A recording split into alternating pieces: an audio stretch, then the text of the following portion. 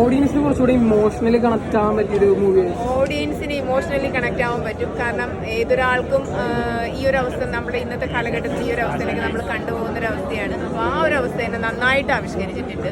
അതായത് ഒരു കുട്ടീനെ നമ്മൾ വിൽക്കാൻ ശ്രമിക്കുന്ന ഒരു അച്ഛനെയും ഒക്കെ അതിനകത്ത് കൊണ്ടുവരുമ്പോൾ വളരെ നന്നായിട്ടുണ്ട്.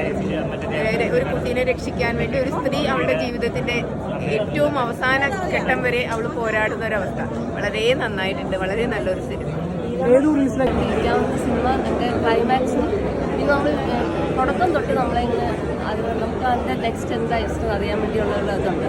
എല്ലാ ആക്ടിങ്ങും ഡയറക്ഷനും സ്ക്രിപ്റ്റും മ്യൂസിക്കും എല്ലാം എൻ്റെ ആ ബാക്ക്ഗ്രൗണ്ടും ഗ്രീനറിയും നിറഞ്ഞ കണ്ണുകളോട് പ്രേക്ഷകരെല്ലാം കണ്ടു. ഒരുപാട് ഒരു ദിവസം കണ്ണ് നിറയിച്ചിട്ടാണ് ഓരോരുത്തർ ഇറങ്ങുന്നത്. എങ്ങനെയുണ്ടാകും പ്രേക്ഷകർ കണ്ടപ്പോൾ? അല്ല, തീർച്ചയായിട്ടും നമ്മൾ എല്ലാവരുടെയും റെസ്പോൺസ് വളരെ നല്ലതാണ്. ഇമോഷണലി എല്ലാവർക്കും അത് ഭയങ്കരമായിട്ട് കിട്ടുന്നുണ്ട്. പലരും പറയുന്നത് നമുക്ക് തിയേറ്റർ വിട്ട് പോയാലും അത് ഇവിടെ കിടക്കും എന്നുള്ളതാണ്. അത്രയും ഫീലുണ്ട്. ചില പടങ്ങളൊക്കെ നമ്മൾ തിയേറ്ററിൽ ഇറങ്ങുമ്പോഴാണ് നമ്മൾ മറന്നു പോകാറുണ്ട്, അല്ല നമ്മൾ വിട്ടു പോകാറുണ്ട്.